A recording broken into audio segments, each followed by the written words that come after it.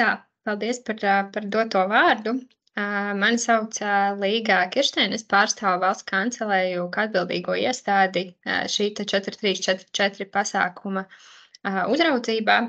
Un šodien tātad jums īsi noprezentēšu galvenos šī pasākuma raksturlielumus no mūsu puses.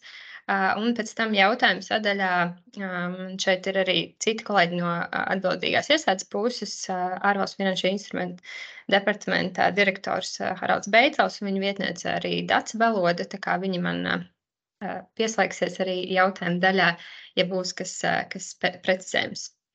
Tātad, jā, pastāstīšu par mūsu 4344 pasākumu. Svarīgākais dokuments, pēc kura vadīties visos jautājumos par šī pasākuma īstenošanu, ir 2023. gada 5. septembra ministru kabineta noteikumi numur 509, kas mums arī ir tie galvenie. Tātad runājot par pasākumu mērķi. Pasākumu mērķis ir noteikts ministru kabineta noteikumu 2. punktā. Tas ir stiprināt sociālo partneru kapacitāti, piedalīties sociālajā dialogā visos līmeņos, tā skaitā koplīguma pārunās, tādējādi sekmējot kvalitatīvu nodarbinātību nozarēs.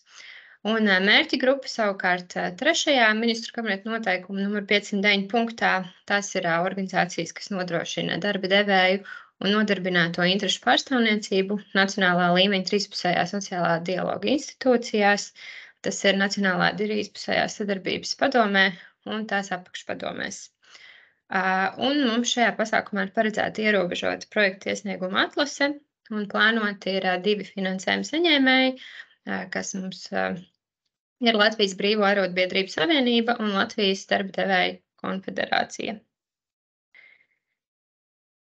Tālāk par 4344 pasākumu finansējumu. Tātad šis ir Eiropas sociālā fonda plus projektu finansējums, kas ir paredzēts 85% apmērā un 15% apmērā būs Latvijas valsts budžeta finansējums. Kopējais pasākumam pieejamais finansējums ir 1 740 000 eiro, no kuriem 1 479 000 eiro ir no Eiropas sociālā fonda plus un 261 000 no Latvijas valsts budžeta finansējuma. Kā redzams, ir šajā plānošanas periodā paredzēta daļa no šī finansējuma kā elastības finansējums, un attiecīgi elastības finansējums ir tas, kas var tikt piešķirts pēc tam, kad mēs kā atbildīgā iestāde ierosinām pēc 2026. gada 1. janvāra šo finansējumu piešķirt, balstoties uz pozitīvu Eiropas komisijas lēmumu par vidusposmu pārskatu. Bet šobrīd, brīdī, kad tiek rakstīti projektu iesniegumi, šis finansējums ir plānojams bez elastības finansējuma, tātad kopējā apjomā 1 465 472 eiro, kas tiek dalīti šajā gadījumā 50 un 50% katram finansējuma saņēmējam ir maksimālā pieejamā summa. Tas ir ne vairāk kā 732 736 eiro. Tā tad ir maksimālā summa, ko katrs no finansējuma saņēmējiem šobrīd var paredzēt savā projekta iesniegumā.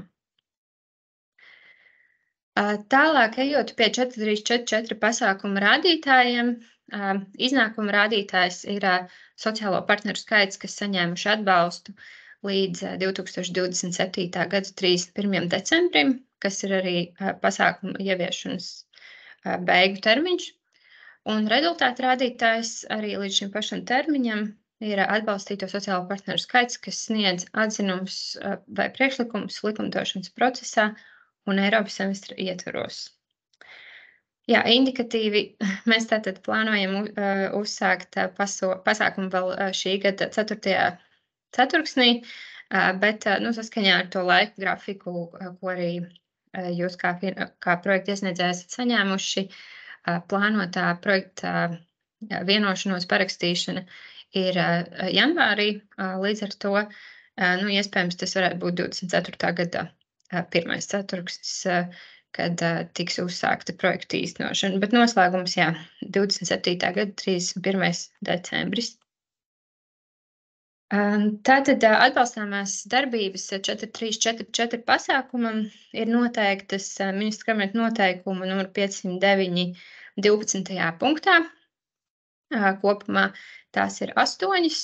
Tie ir kapacitātes stiprināšanas pasākumi, konsultantu, ekspertu un speciālistu piesaiste, izvērtējumu, pētījumu, ekspertīžu un analīzes veikšana, atbalsts dažādu sadarbības mehānismu izveidei un uzturēšanai, atbalsts iesaistei tādu normatīvu regulējumu izstrādē un pilnveidē, kas veicina darba devēju un nodarbināto organizāciju koplīgumu slēgšanu, sadarbības platformu izveidu un digitālo risinājumu ieviešanu, informācijas un publicitātes pasākumi, tā skaitā komunikācijas un vizuālās identitātes prasību nodrošināšanas pasākumi, un visbeidzot projektu vadības un īstenošanas nodrošināšanu.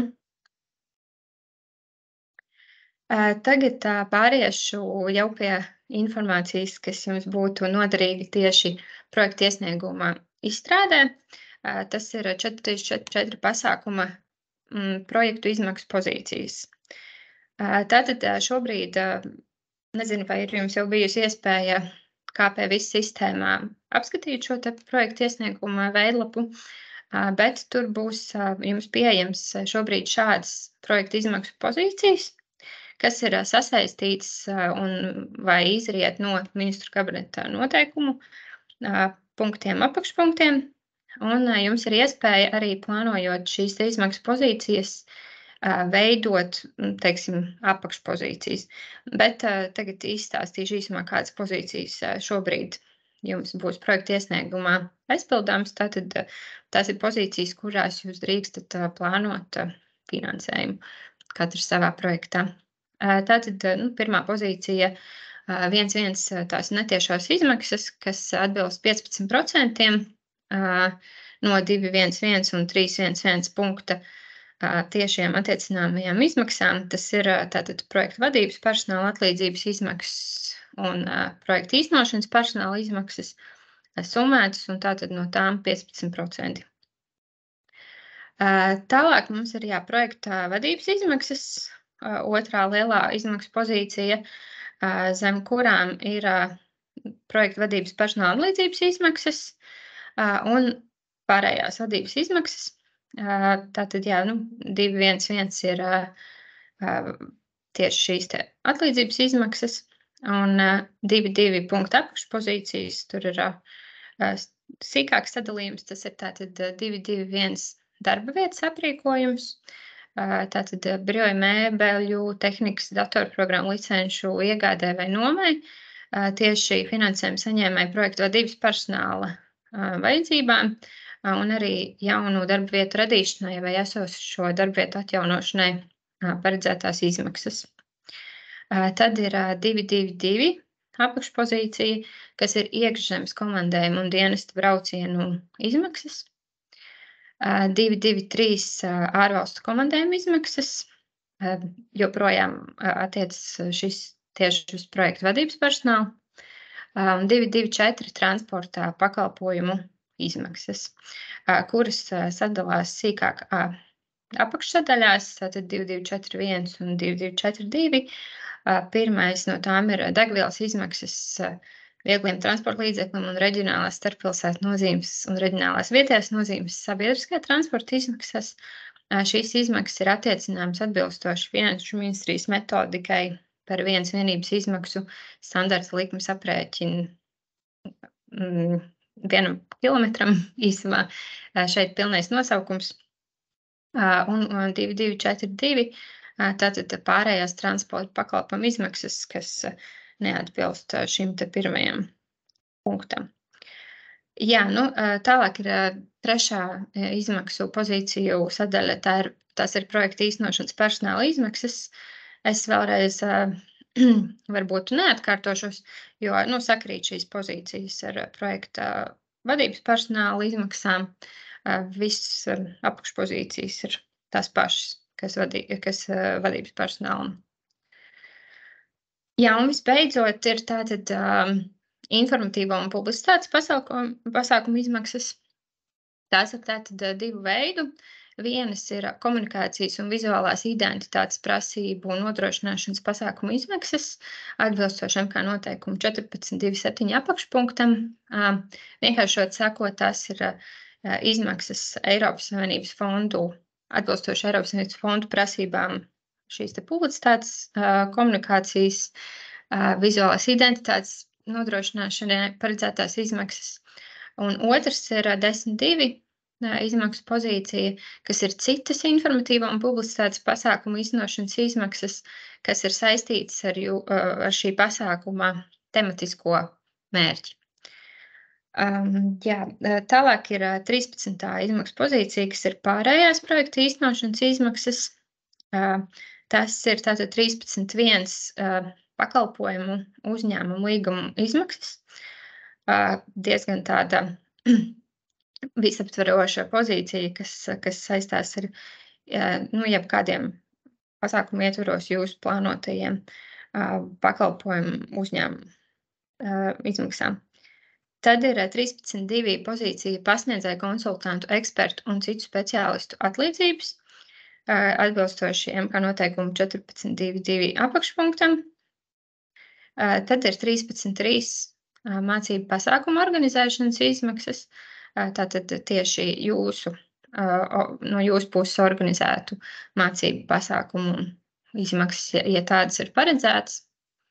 Tad ir 13.4 horizontālā principa vienlīdzība, iekļaušana, nediskriminācija un pamatiesību ievērošana darbību īstenošanas izmaksas.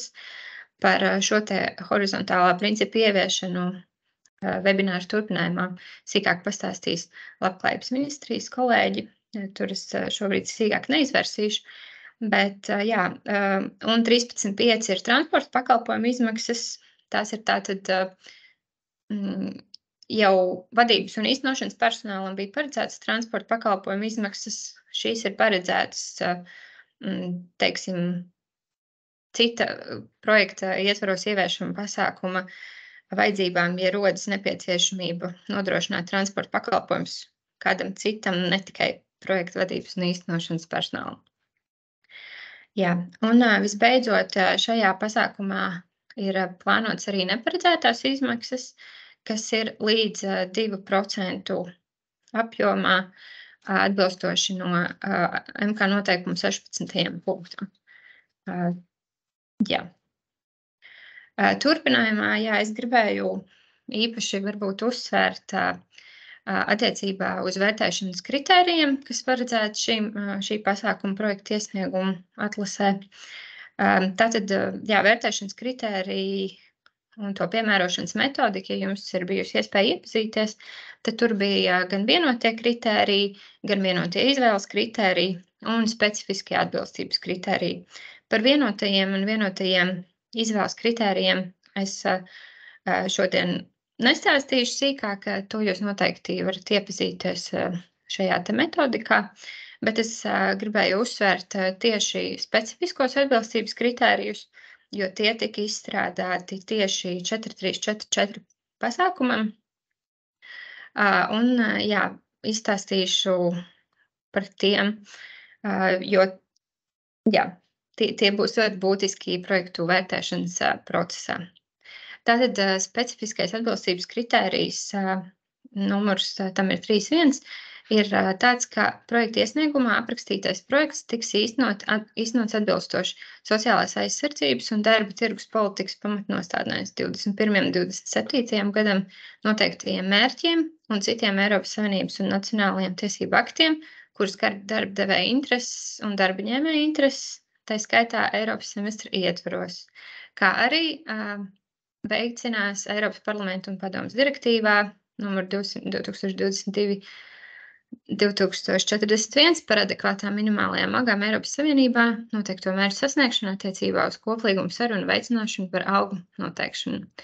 Tātad, lai iegūtu pozitīvu vērtējumu šajā kritērijā, mēs projekta iesnieguma vērtēšanas komisija skatīsies, vai projekta iesniegumā norādītais mērķis, plānotās darbības, sasniedzamie rezultāti atbilst šiem te diviem minētajiem dokumentiem, precīzāk tieši no šīm te pamatnostādnēm skatīsimies, tiks skatīti pamatostādēs noteiktie politikas mērķi un atbilstība rīcības virziena numur 5 sociālās aizsardzības un darba tirgus politikas pārvaldības stiprināšana noteiktajam, kā arī tiks vērtēts iepratim šīs minētās direktīvas par adekvātām minimālajām algām Eiropas Savienībā 4. pantam, kas ir koplīguma sarunu par algu noteikšanu veicināšanu.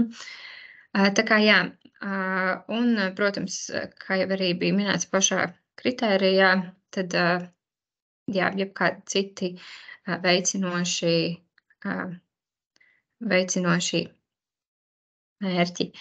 Jā, un tātad tiks skatīts, lai projekta iesniegumā būtu atsauces, konkrēti minēts atsauces uz sasaisti ar šiem abiem dokumentiem, gan pamatnostādnēm, gan šo direktīvu.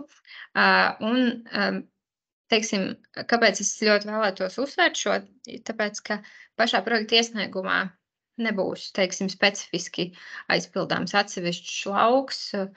Lūdzu, piemēram, paskaidrojiet sasaistību starp šīm pamatnostādnēm un projektu vai direktīvu un projektu, bet šī informācija būtu integrējama no jūsu puses jau esošajās KP viss projekta iesniegumā noteiktajās sadaļās.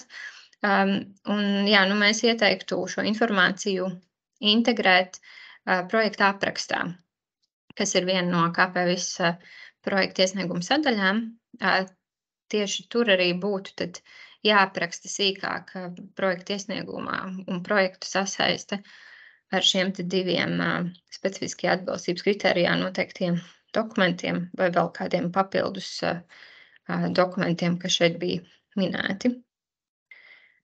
Jā, tad vēl viens specifiskais atbilstības kritērijs, kas ir specifiski izstrādāts šim pasākumam, ir projekta iesniegumā ir aprakstīts kapacitātes stiprināšanas vajadzību un tām atbilstošo projekta darbību noteikšanas procesu un to plānotāju ietekme, ņemot vērā Eiropas fonda dzīves un darba apstākļu uzlabošanai, kapacitātes stiprināšanas jēdziena definīciju, kā arī ir aprakstīts projekta darbību plānotā ietekme uz nacionāla līmeņa trīspusējā sociālā dialoga pilnveidi. Jā, un tā kā ņemot vērā šī pasākuma mērķi, ir ļoti būtiski, lai projekta iesniegumā būtu aprakstīts, kā jūs, kā finansējuma saņēmēji, veicāt šo vajadzību noteikšanas procesu, teiksim, kas ir tās vajadzības, kas būtu un kādas kapacitātes būtu nepieciešams stiprināt, un arī kā jūs izvēlējāties projekta darbības, kuras nodrošināt šo kapacitāšu stiprināšanu. Tā kā arī tāpat kā par iepriekšējo specifisko atbilstības kritēriju, šī informācija būtu integrējama projekta iesnieguma sadaļā projekta apraksts. Tātad, jā, aprakstīts vajadzību identificēšanas process un kā plānotās darbības projektā veicinās šo vajadzību apmierināšanu. Un, protams, kāda būs šo projekta darbību pozitīvā ietekme uz nacionāla līmeņa trīspusējā sociālā dialoga pilnveidi. Un visbeidzot, trešais specifiskais atbilstības kritērijs ir projektā ir paredzētas darbības, kas veicina horizontālā principa, vienlīdzīgu iekļaušanu, nediskrimināciju un pamatiesību ievērošanu īstenošanu, bet, kā jau minēju, par šo horizontālo principu izstāstīs sīkāk Labklājības ministrija. Vienīgais, ko es šeit vēlējos piebilst, ir tāds, ka mēs šajā pasākumā neesam noteikuši jums konkrētas vispārīgās darbības, specifiskās darbības vai rādītāju. Jums būs iespēja izvēlēties no gana plaša darbību un rādītāju klāsta. Izvēlēties tieši to, kas jums, izejot no jūsu projektos plānotajām darbībām, šķistu visatbilstošākais un varbūt saprotamākais vai vienkāršāk piemērojamais. Tā kā jā, esam atstājuši jums šādu teiksim, izvēles brīvību.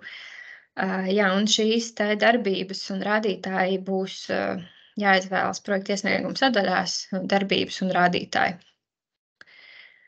Jā, tas šobrīd arī no manas puses būtu viss. Paldies!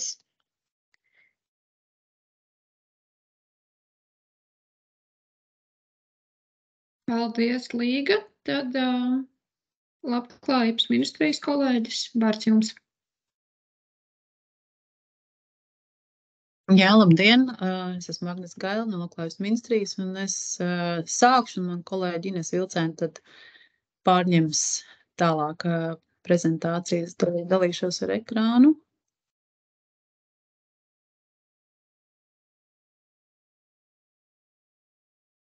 Ceru, ka visi redz. Tā kā man nav... Var kāds pateikt, vai redzat, vai neredzat? Viss kārtībā, Agnes, okay. Jā, redzam. Labi, paldies. Tātad mūsu uzdevums šodien pastāstīt gan specifiskāk, gan arī vispārīgāk sākumā par horizontālā principa integrēšanu un ņemšanu vērā, ievērošanu projekta aktivitātēs, un tad ļoti vispārīgi un īsi par to, kas to paredz. Tātad tā ir Eiropas parlamenta un padomes regula, kurā ir noteikta 9. pantā atbildība vai norma par to, kā ir jānovērš jebkāda diskriminācija dzimuma, rases, etniskās ticības vai pārliecības, invaliditātes, vecuma vai seksuālās orientācijas dēļ. Tātad šie ir šie te horizontālie principi, kas ir jāņem vērā, īstenojot pasākumus. Protams, mēs Latvijā neesam, kā saka, tukšā vietā. Ir šos te vienlīdzīgu iespēju un tiesību principi mums ir noteikti gan Latvijas satversmē, gan arī Latvijas dažādu nozaru regulējošos normatīvajos aktos, plānošanas dokumentos.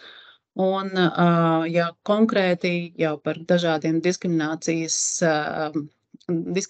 grupām, tad pagājušā gadā, 22. gadā, Labklājības ministrija veica aptauju, pēc Labklājības ministrijas pasūtījuma veica aptauju, un tas rezultāts galvenais, kas šeit ir būtiski minēt, ir, ka 40% no sabiedrības paši ir saskārušies ar diskrimināciju, un tie galvenie iemesli tātad ir lielākais īpatsvars ir tas vecuma aspekts, ārējais izskats, politiskā pārliecība un arī dzimums. Tas ir tie būtiskākie 5, ar ko visvairāk saskarās, kas ir tie diskriminācijas iemesli.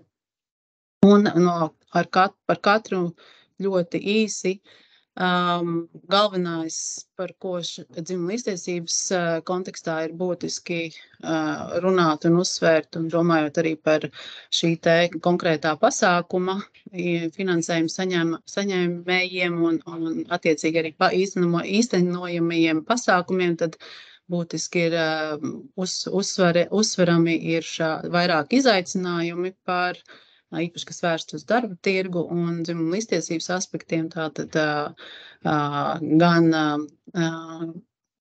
teiksim, tādām tendencēm, kad jādomā par darbu un ģimenes dzīves saskaņošanas jautājumiem, jo palielinoties bērnu skaitam ģimenē, sieviešu nodarbinātība samazinās, ir atšķirības darba samaksā, kas 22. gada dati parāda to, ka tā ir palielinājusies. Joprojām eksistē aizspriedumi par to, kam ir jāiesaistās rūpēs par bērniem, gan no darba devēja puses, gan no sabiedrības kopumā.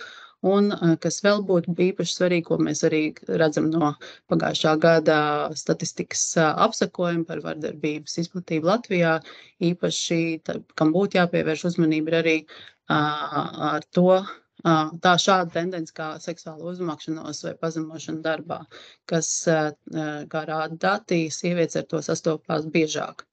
Attiecībā uz vecuma novecošanās aspektiem šeit ir svarīgi pievērst uzmanību gan nodarbinātībā, izglītībā, gan arī veselību, cik mēs veselīgi un kā mēs dzīvojam, kāds ir šis te aktīvais, kāds ir dzīvesveids, pievērst uzmanību arī no sociālās drošības aspekta, dažādiem aizsardzības pasākumiem, un bieži vien daudz kas tāpat kā runājot par dzimumu līdztiesību, nereti, teiksim, tas pamats un galvenie iemesli arī bieži vien ir meklējumi sabiedrībā eksistējošos stereotipos un aizspriedumos par kādu no sabiedrības grupām.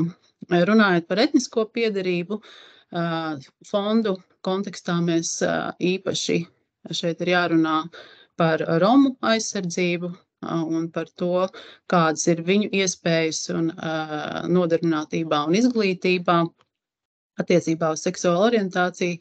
Arī šis ir viens no jautājumiem, kas caurvīja šo te, kur aizspriedumi un stereotipi ir viens no pamata iemesliem, kas liedz cilvēkiem ar citu orientāciju veiksmīgi iekļauties sabiedrībā, no darbā, kolektīvos, kam būtu jāpievērš uzmanība.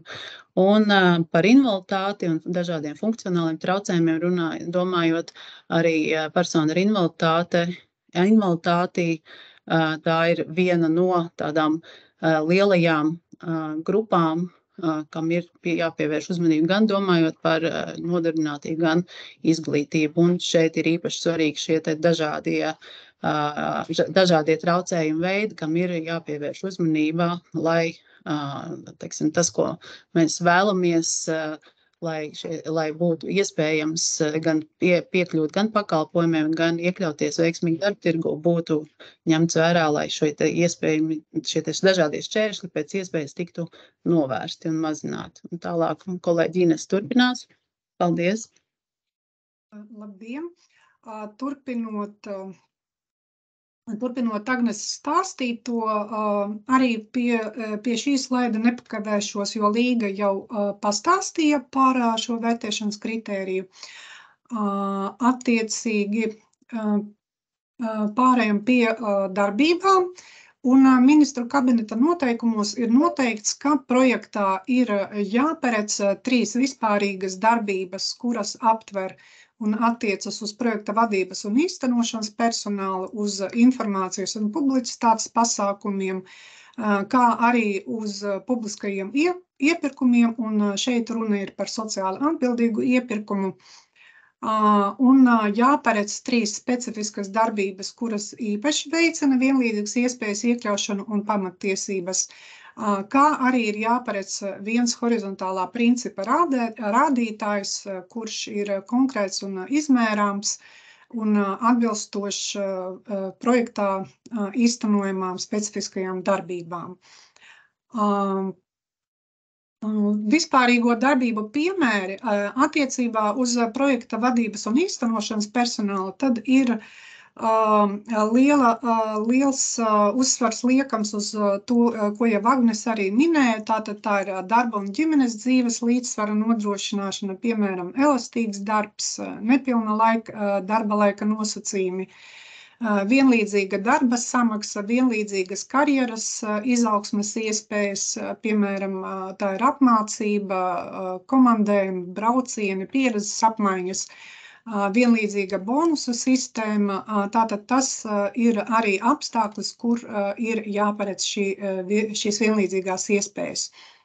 Un attiecībā uz projekta vadības un īstenošanas personāla atlasi, tad atbilstoši likumdošanai ir jānodrošina nediskriminācija šajā procesā un attiecīgi būtu jāņem vērā un iespēja robežās jāveicina mazāk pārstāvētais dzimums, personu ar invaliditāti, vienlīdzīgas iespējas, rase, etniskā izcelsme, reliģiskā pārliecība, seksuālā orientācija un citi apstākļi.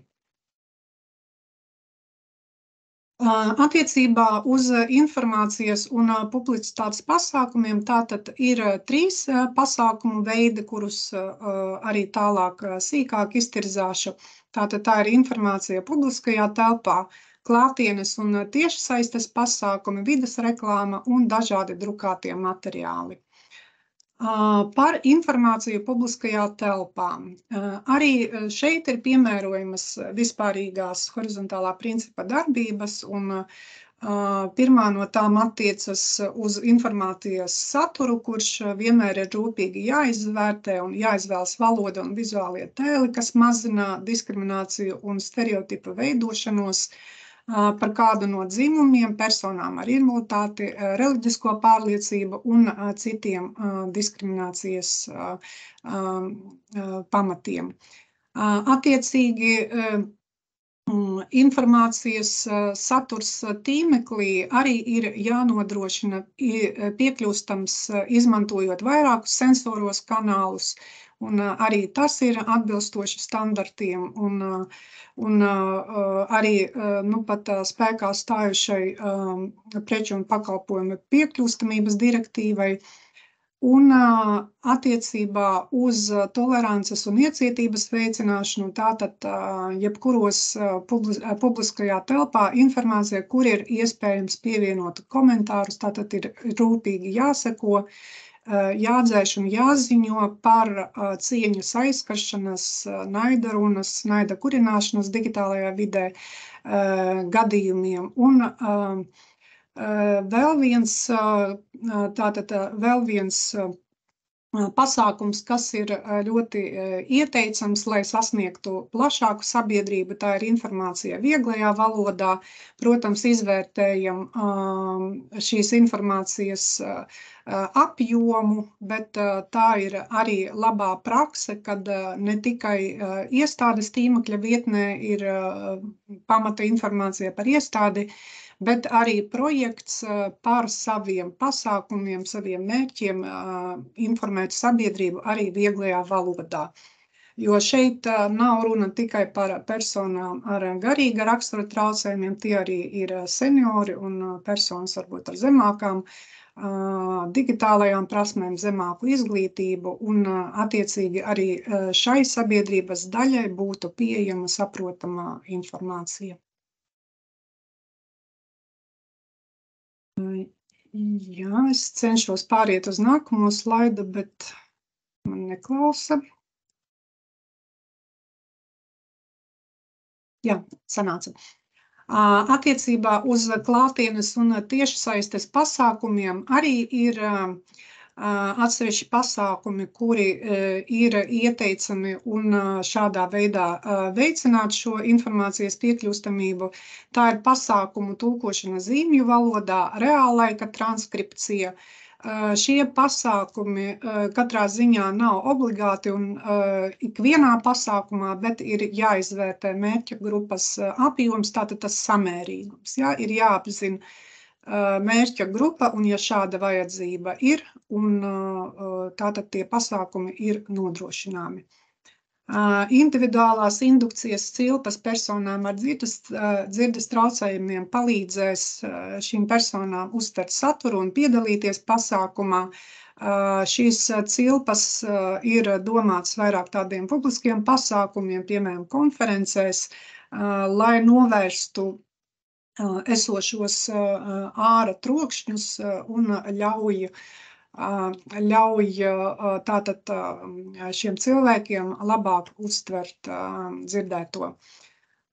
Vides piekļūstamība cilvēkiem ar invaliditāti un funkcionāliem traucējumiem pasākumu norises vietās, tas ir jau standarts attiecībā uz piekļūstamību. Tātad, ja telpas tiek nomātas, tad ir šāda prasība ir jāizvirza, ja tomēr notiek tā, ka ir vienīgā telpa, kur ir iespējams rīkot šo pasākumu, un ja šī telpa nav piekļūstama, tad ir jāparedz šī palīga līdzekļu noma, pandusu pacēlāju noma, lai persona ar invaliditāti var iekļūt pasākumā. Un dzimumu līdztiesību veicinošs pasākums ir par diskusiju paneļiem, piemēram, ja tie ir semināri, konferences, un mums ir panelis ar ekspertiem, viedokļu paudējiem, tātad mēģinam un cenšamies saglabāt šo dzimumu līdzsvaru, piesaistīt abu dzimumu ekspertus, lai nodrošinātu šo abu dzimumu viedokļu un situāciju un vajadzību atspoguļojumu un pārstāvniecību. Vēl nedaudz par cilvēkiem ar dzirdes traucējumiem. Es jau pieminēju tātad reāllaika transkripcija un tulkošana zīmju valodā un ierakstītajiem materiāliem tie ir subtitri. Arī šie pasākumi palīdzēs cilvēkiem ar dzirdes traucējumiem uztvert saturu. Un arī, piemēram, subtitrus lieto cilvēki, kuriem ir varbūt vieglāk lasīt, nevis klausīties un vieglāk saprast rakstīto nekā dzirdēto. Ja? Attiecībā uz reāllaika transkripciju, tad šis ir samērā jauns pakalpojums un varbūt nav līdz galam vēl pilnveidots. Jo tiešsaistes platformās ir pieejama angļu valodā, jau automātiski iestrādāta šī transkripcija, bet Latvijā tas ir iepērkams pakalpojums, kura kvalitāte šobrīd varētu būt labāka, tāpēc šo iesakām arī rūpīgi izvērtēt. Ja tas ir nepieciešams, tad tas ir jādara, bet arī jāsako līdzi tām novitātēm šajā jomā, kas notiek, jo pakalpojumi attīstās un pilnveidojas. Jā, par vides reklāmām un drukātiem materiāliem. Šeit Latio nav ar nolūku popularizēt Latio, bet gan šeit ir tas kontrasts, kas šeit ir ļoti labi iekļauts. Jā, tātad pievēršam uzmanību fontu lielumam. Fonti sans serif Arial Helvetica vai Verdana teksts braila rakstā, ja ir šāds pieprasījums. Tātad jau pieminētais kontrasts un arī alternatīvs teksts hipersaitēm, attēliem un tabulām, ja tie ir interneta resursi. Un turpmākajos 2 slaidos es varbūt nelasīšu visu priekšā, tur ir vēl daži specifisko darbību piemēri, kuri arī ir minēti jūsu metodikās. Un attiecīgi izvērtējot sava projekta saturu, tad jums ir iespēja KP vidē izvēlēties katrai darbībai atbilstošas specifiskās horizontālā principa darbības un arī vispārīgās darbības. Tātad katrai projekta darbībai ir iespēja piesaistīt šo izvēlēties arī horizontālā principa darbības. Attiecībā uz rādītājiem arī tie jums ir brīva izvēles iespēja piesaistīt tos rādītājus, kuri jūsu projekta saturam visvairāk ir atbilstoši. Un no mūsu puses metodikā tad arī mēs piedāvājam jau arī izvērtējot potenciālo saturu, balstoties uz ministru kabineta noteikumos definētajām atbalstāmajām darbībām. Tātad mēs esam piedāvājuši konsultatīva rakstura pasākumus par dzimumu līdztiesības un personu ar invaliditāti iespēju, vienlīdzīgu iespēju, nediskriminācijas pasākumu.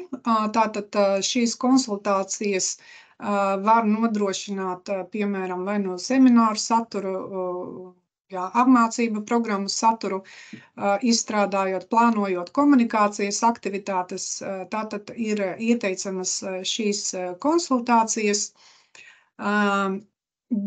Un nelasīšu 2 pārējos, bet paskaidrošu, jo tie ir atrodami gan metodikā, gan horizontālā principa vadlīnijās. Tas, kam gribu pievērst uzmanību, tātad rādītājs ir tieši tādā redakcijā, kāds tas ir horizontālā principa vadlīnijās, un tieši tādās redakcijās būs arī KP projekta iesniegums sadaļā, tātad izvēlnē. Bet tas nenozīmē, ka šo rādītāju jūs drīkstat ņemt tikai tad, ja jūs izstrādāsiet visu, piemēram, apmācību programmas, metodiskos līdzekļus, vadlīnijas, digitālos un tā tālāk. Ja? Tas nozīmē, ka ja vismaz viens no šiem uzskaitītajiem materiāliem jūsu projektā ir, tad jūs varat izvēlēties šo rādītāju. Piemēram, ja jūs izstrādāsiet tikai vadlīnijas, tad jūs droši varat piemērot šo kritēriju un attiecināt uz savu projektu. Jā. Vēl vajadzētu atcerēties, ka bez visa iepriekš minētā ir arī projekta iesniegumā jānorāda budžeta izmaksu pozīcijas, kuras veicina horizontālo principu, jāidentificē galvenās problēmas, kuras jūs plānojat risināt atbilstoši projekta saturam un horizontālajām darbībām, kuras jūs būsiet saskatījuši par atbilstošām, kā arī, ja ir iespējams un ja ir zināms sniegt informāciju par projekta vadības un īstenošanas personāla sastāvu pēc dzimuma pazīmes, jā, vai ir, ja vēl nav zināts, tad norādīt, ka jūs plānojat šādu informāciju apkopot.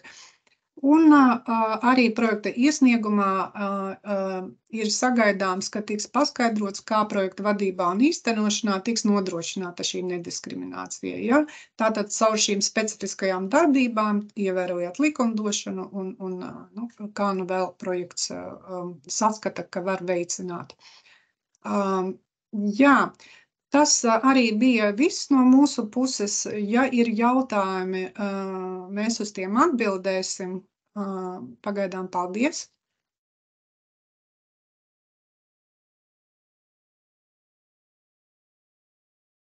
Es redzu, ka Anna jau pacelta roka, tad varbūt, ja tas ir par šo pašu, negaidam jautājumu atbilžu sadaļu droši vaicājiet.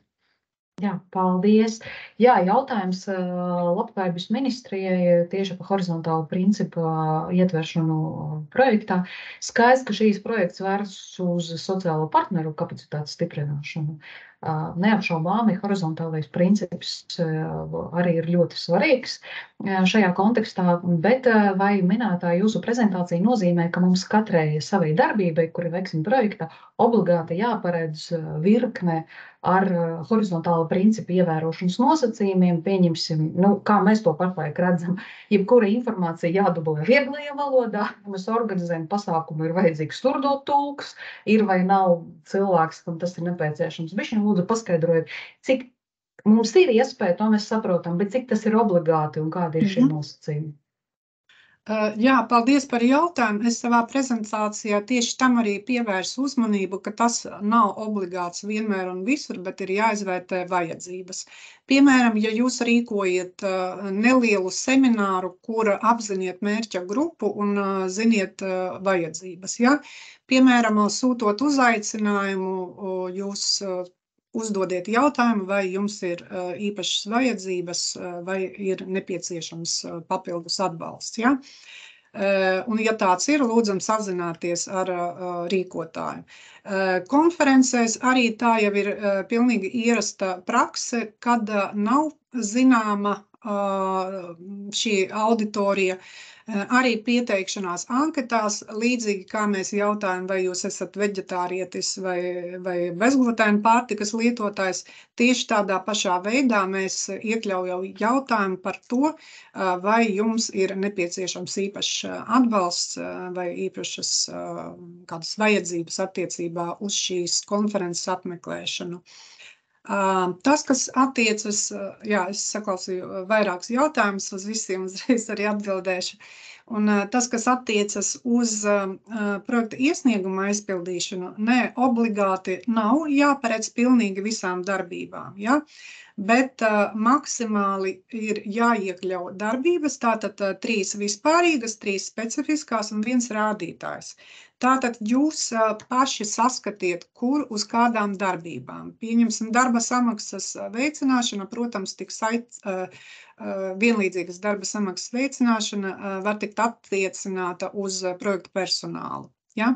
Vai elastīgais darba laiks. Attiecīgi surdo tulki un piekļūstamības nodrošināšana būtu attiecināma uz komunikācijas pasākumiem un sadarbības pasākumiem, kas, jā, Attiecībā uz pētījumiem, ja es pareizi atminos, tad jums ir paredzēti arī izvērtējumi un pētījumi. Ja?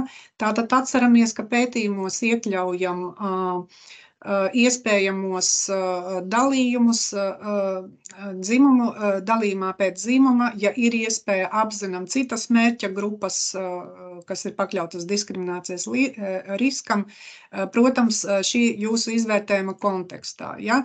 Bet ja šis izvērtējums skar cilvēkus, tad bez šaubām tur parādīsies arī šie dalījumi pēc kādas no pazīmēm. Ja izvērtējums ir pilnīgi tehnisks par, jauna medikamenta izstrādi, tad attiecīgi tur arī neparādīsies šis dalījums. Ja? Tātad jums pašiem ir jāpārzina savs saturs un objektīvi jāizvērtē, kādas un kur specifiskās un vispārīgās HP darbības būtu jāiekļauj. Ceru, ka atbildēju uz jūsu jautājumu. Jā, skaidrs. Paldies, Lies, par jūsu atbildi.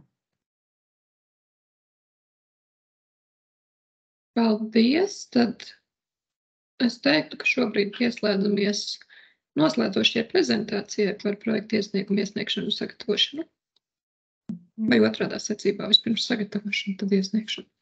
Jā. Lora, sanāks tā? Jā, tūlīt augšu pielādēsies prezentācija un tad varēs turpināt. Tā, no manas puses es esmu nemateriālu investīciju projektu atlases nodaļas vecākā eksperte Tatjana Tokareva. Turēšu pa jums rūpi tieši CFLA daļā pa iesniegšanu, sagatavošanu un pa vērtēšanu, tā kā es būšu tas cilvēks, kam mums noteikti jāuzdot visi jautājumi, kā tas viss notiek. Un gribētu sākt, te mums ir tāds saturiņš uztaisīts, ko es arī varu paskatīt. Tie būs, mēs parunāsim par dokumentiem, par projektu iesniegumu sagatavošanu, kāda tas ir tas saturiņš, kāds ir laika grafiks, kas ir konsultē vispirms princips, un arī izstāstīšu, būs ieskats vērtēšanas kārtībā.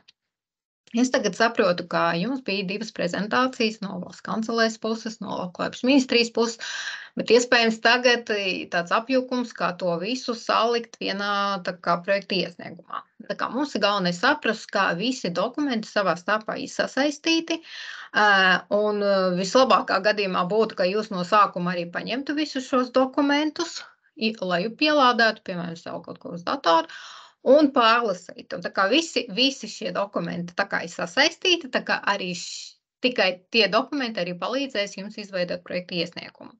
Un tā kā gribētu to sākt ar MK noteikumiem. Šeit arī linki salikt, lai jums nav jāmeklē kaut kur atsevišķi.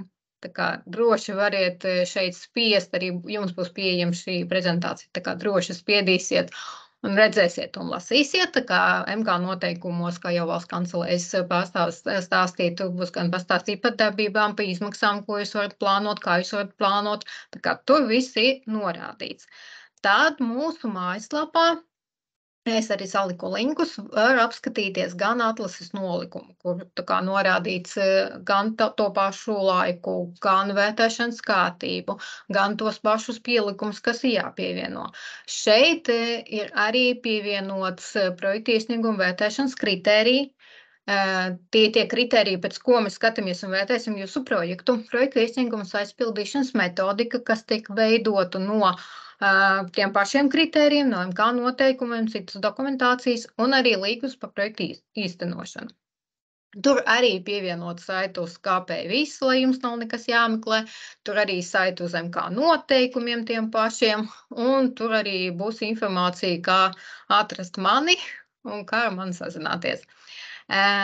Tad jāsaprot, ka mums arī ir dažādi dokumenti, kas sasaistīti ar šo projektu, tā kā ir vienkāršots izmaksu metodikas, ir dažādas vadlīnijas, un šeit arī saliku linkus, ko var redzēt, kādi viņi ir, lai jums nav jāmeklē, lai jūs varat vienkārši atvērt, paskatīties, kādi tie ir, ko viņi paredz.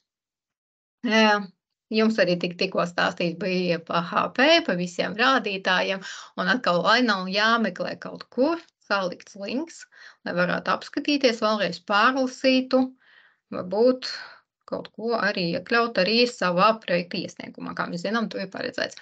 Tad, kad viss šis ir pārlasīts, saprasts, izdomāts, ir kaut kādi, lai galviņā pa plauktiem salikt, ko jūs varētu plānot un kādas darbības, tad jāaiziet, jāpaņem mūsu KP visu rokas grāmata. Un tad jāmēģina to visu likt jau KP visā.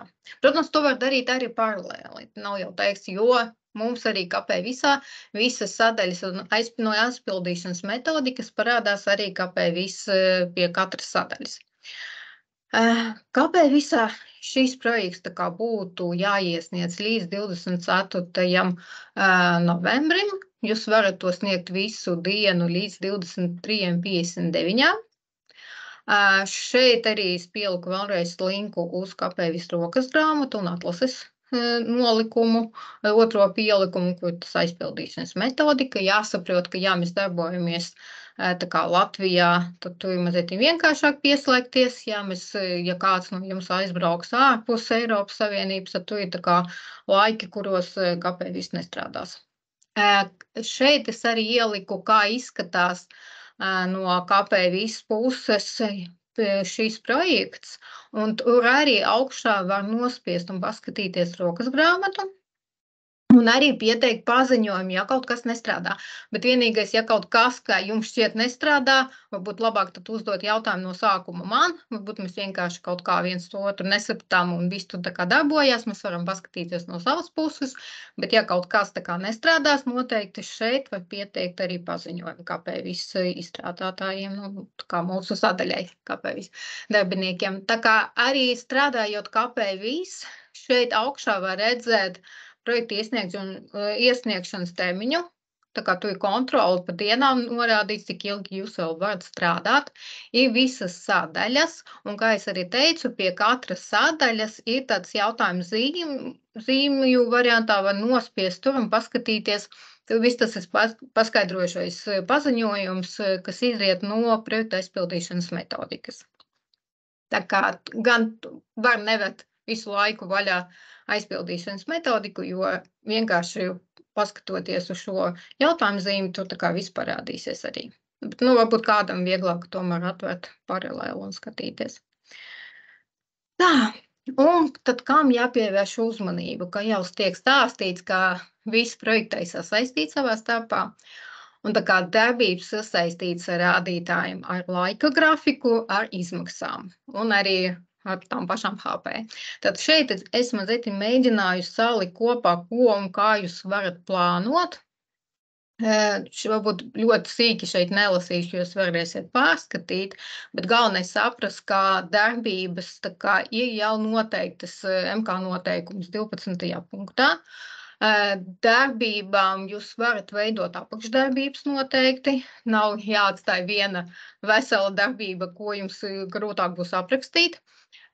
Veidojot aprakstu, tā kā jānorāda pasākumu darbības, ka tiks veiktas attiecīgas darbības ietveros.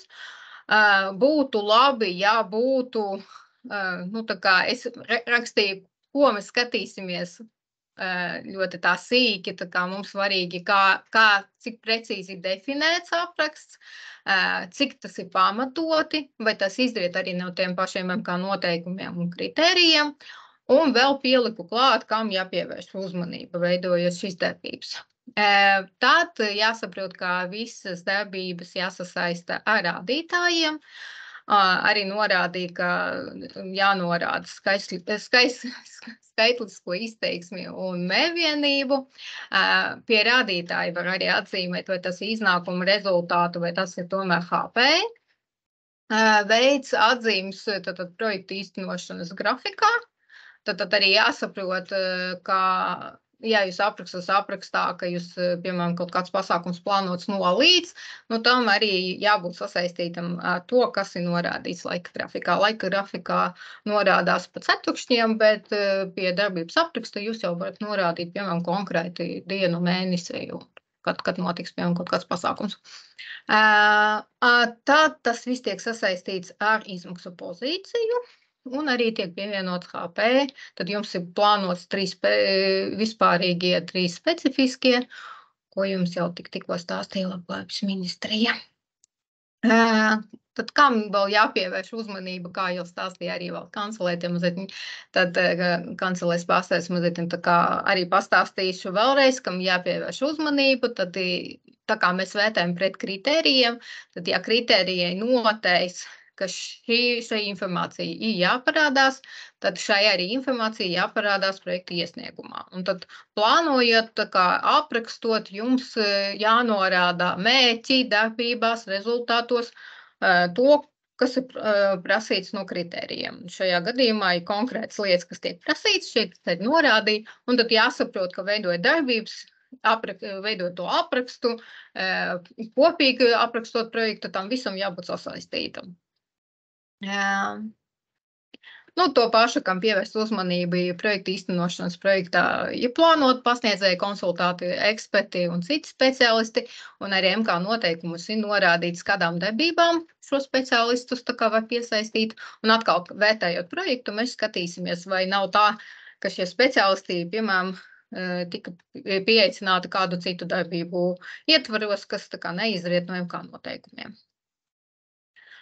Tad ir pamatojušie dokumenti, jūsu gadījumā viņi nav daudz. Galvenais saprast, kā ir izmaksas, un izmaksas ir tā kā jāpamato, un kā pamatojušie dokumenti varētu būt gan publiski pieejamie avoti, uz kur mēs varam paskatīties cenas, kaut kāda tikus izpēte, vai jums ir vienkārši informācija citos projektos, ka jūs jau zināt, ka tādas izmaksas ir plānotas. Ja jums bija kaut kāda iepirkuma dokumentācijas atbilstības pārbaudas lapu, piemēram, pievienot, līdz projekta iesnieguma iesniegšanas pieņemts lēmums par iepirkuma rezultātiem. Tā kā šeit arī ietverta informācijas, varat aiziet un paskatīties. Galvenais mums saprast, kā veidojas izmaksas. Kā atsevišķu pielikumu var pievienot, var pievienot, piemēram, Excel to pašu un veidot, lai mums ir skaidrs, kā veidojas izmaksas. Jo KP visā nebūs iespējams tik detalizēti to pievienot, to jau būs tikai pozīcija un cipariņš, un kā veidojas šīs cipars, tā kā, ja ir kaut kas tā kā liek domāt kā, tad labāk būtu šo visu paskaidrot atsevišķā pielikumā. Tas varētu būt arī vārdā, nav svarīgi, kādā formātā galvenais saprast, kā veidojas izmaksas. Un tad projekta iesniegšanas daļai jāaiziet jau būs, kad uz leju līdz apliecinājumiem, jāparaksta apliecinājumi, tikai tāda būs iespēja iesniegt projektu. Un, lai saprastu to laika tvērumu, kāds mums ir, tad mums ir tagad izsludināta atlase 4. oktobrī, tad pašlaik ir tas periods, kad jūs varat darboties KP visā. Mēs sagaidām, ka projekts tiks iesniegts 26.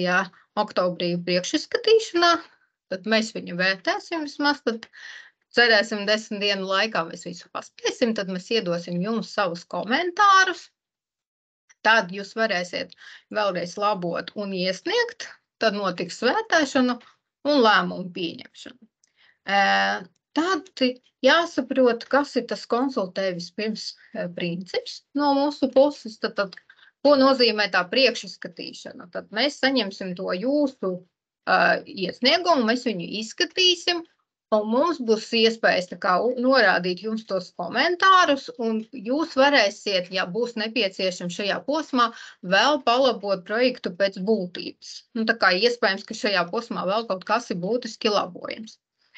Bet, ja jūs iesniegsiet, un mēs tā kā no savas puses redzot, kā ir vēl kādas ir nepieciešams pirms mēs tā kā varētu sniegt visu šo projektu iesniegumu komisijai, ka mēs redzam vēl kaut ko, kas būtu labojams, bet kas tā kā nav tā kā būtiski izmaināms, kas ir, kad to var tā kā vēl pielabot pirms mēs sūtam komisijai, tad mēs noteikti izmantosim arī šo iespēju, mēs jūs nokonsultēsim, norādīsim tos pašus komentārus, atgriezīsim atkal labošanas tā kā stadijā, nosaukt to, un tad jūs varēsiet vēlreiz palabot projektu un iesniegt. Mēs norādīsim arī laiku, tā kā tur būs viss redzams un saprotams, un tad pēc šī mēs tā kā virzīsim jau projektu komisiju un tad skatīsimies, kas to tā kā ir pielabots. Bet jā, precizētais projekta iesniegums tiks nodot vērtēšanas komisijai, un ja precizētais tas projekta iesniegums netiks iesniegts, tajā laikā, kad mēs paprasījām, tad vērtēšanas komisijas tika nodot sākotnējs projekta iesniegums. Un tad lēmumu mēs jau pieņemsim par šo. Un kad viss projekta iesniegums tā kā tika iesniegts, un mēs neredzam, ko vēl mēs tā kā varam darīt, tad mēs ar projekta iesniegumu komisiju vērtēsim šo projektu, tā kā pret vērtēšanas kritērijiem. Mums ir vērtēšanas kritēriju piemērošanas metodika, kas atkal ir pieejama mūsu mājaslapā, un mēs aizpildīsim projekta iesniegumu vērtēšanas veidlapu. Un, ja viss ir kārtībā, tad projekts tiks apstiprināts. Ja būs vēl šajā posmā, vēl būs iespējams arī kaut ko tehniski pielabot, ja, piemēram, gadījās tā, ka palika kaut kāds iksiņš laika grafikā nepareizi, vēl kaut kā šajā posmā, tad mēs varēsim vēl tehniski pielabot projektu. Ja tomēr ir kaut kas, kas ir jālabo, ko mēs no savas puses nevaram, tā kā tehniskiem pielabot, tad būs apstiprināšanā nosacījumu. Tad atkal būs tas pats, ka jūs labosiet projektu, kur mēs norādīsim lēmumā, un tad atkal mēs vērtēsim projektu. Vai noraidīšanu, kas noteikti šajā gadījumā nebūs, bet ja pēc precizējuma veikšanas nesanāks mums tā kā salabot šo projektu, tad otrreizējs tad neatbilstība kritērijiem un projektiņš tiks noraidīts. Tā. Paldies par uzmanību. Šeit es arī atstāju atkal savu informāciju par sevi, kas es esmu, telefons, e-pastiņš, un arī KPVIS palīdzības daļas atkal zvaniņš un e-pastiņš. Tā kā droši izmantot. Paldies par šo prezentāciju. Redzu, ka Inesai Stepiņai ir pacelta rociņa. Lūdzu, jautājums, komentārs. Jā, labdien, paldies, Tatjana, par šo prezentāciju un paldies ar visiem iepriekšējiem kolēģiem, droši vien jautājumi būs vēl, bet man ļoti konkrēti komentārs uzdeva jautājumu tādu, radās jautājums komentāru sakarā, ko jūs minējat, Tatjana, ka speciālists, kas piesaistīja citu darbību īstenošanai, bet kas neizriet no MK noteikumiem. Es gribētu saprast šo kādā veidā. Izriet no MK. Nē. Tieši speciālists. Vai jūs prasat arī, tad, kad mēs pieliekam klāt, teiksim, norādam, ka šajā darbības jomā būs tāda speciālisti, vai ir prasīt pēc, konkrēts speciālas identifikācijas? Tāda ir praksa Eiropas nebija domāts tās. Nē, MK noteikumos un arī, ko rādīja jums valsts kancelējas pārstāv 13.2 pozīcija. Tu ir domāts, ka jūs varēsiet piesaistīt konsultantus, varētu Līga vēl arī pateikt, kāds bijis sarakstīns ar tiem cilvēkiem, un tur viņi tiek piesaistīti ļoti konkrētām lietām. Un paredzot tādu darbību, aprakstot darbībā, kādiem mērķiem jūs piesaistat šos cilvēkus, tad tajā darbības aprakstā tur arī jābūt tam, kas iziet no MK noteikumiem. Jūs nevarat paredzēt tos cilvēkus citām kaut kādām darbībām, kas neiziet no MK noteikumiem. Un to es gribēju vienkārši pateikt. Jā, bet tas jau laikam pašsaprotam. Jā, bet iespējams, ka tam bija jāpievērš uzmanība. Labi, paldies. Jā. Tas nebija domāts tā, ka jums jau pašlaik jāraksta, kādi viņi ir, CV un vēl kaut kas tam līdzīgs. Skaidrs, tas nav tāds šobrīd.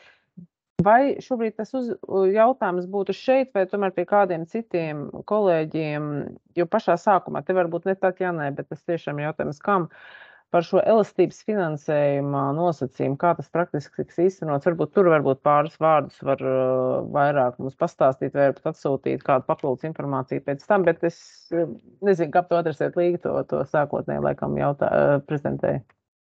Paldies pagaidām. Varbūt valsts kancelējas pārstāvji var nokomentēt, ja nē, tad varam sarūpēt. Redzu, ka Haralds ir ieslēdzis kameru. Harald, būs kāds komentārs par šo? Jā, labdien visiem kolēģiem, prieks jūs redzēt. Es varu nokomentēt tik tālu, cik man ir informācija par to. Ja jūs atminieties, mīļie sociālie partneri no iepriekšējā plānošanas perioda, tad bija arī līdzīgi nosacījumi par sniegumu ietvara rādītāju sasniegšanu. Tas gan nebija tā kā cieši saistīts visiem projektiem. Bija projekti, kuriem tad bija aktuāli, bija projekti, kuriem netik ļoti, bet jebkurā gadījumā bija tāda doma, un arī šajā plānošanas periodā tas ir saglabāts, kā noteikta finansējuma daļa no visa kopējā finansējuma 1 740 000 tiek sākotnēji iesaldēta vai netiek plānota projektos, un projekti tiek rakstīti par samazinātu finansējumu apjomu, ko Līga arī savā prezentācijā rādīja, un kas ir arī minēts MK noteikumos. Un tad, attiecīgi, 26. gada sākumā notiek visas kohēzijas politikas programmas vidusposma izvērtējums, kur Latvijas puse kopā ar Eiropas komisiju sēžās pie galda, gan rakstveidā, gan mutvārdos nosacīt prezentē visu prioritāšu, specifisko atbalstu mērķu un pasākumu ieviešanas progresu, veiksmes, neveiksmes, kas ir gājis labi, kas netik labi. Un, tad, kad šis process ir noslēdzies un tās sarunas appusējas ir rezultējušās un finišējušas, tad faktiski komisija arī sniedz savu kaut kādu vērtējumu par to, kuri pasākumi, cik veiksmīgi ir ieviesušies, un ar politisku lēmumu tiek piešķirts šis te atlikušais elastības finansējuma daļa projektiem un tiek nogrozīti gan projekti, gan līgumi un attiecīgi pieejams pilns finansējums. Protams, man šobrīd grūti ir pateikt tādu ļoti precīzu mēnesi vai ceturksni, kad tas varētu notikt. Visticamāk, es gribētu domāt ar 26. gada pirmais pusgads, ja nekādas kavēšanās milzīgas nav. Un, protams, kad pastāv tīri hipotētiski un teorētiski arī iespēja, ka kaut kādu politisku lēmumu rezultātā šis finansējums tiek pārvirzīts uz citām akūtajām prioritātēm. Mēs neviens nezinājām pirms 4-5 gadiem, ka mums draud Covid krīze, ka mums draud karš, un neviens arī, protams, nezina, kas mūs gaida tuvākajos 3 gados.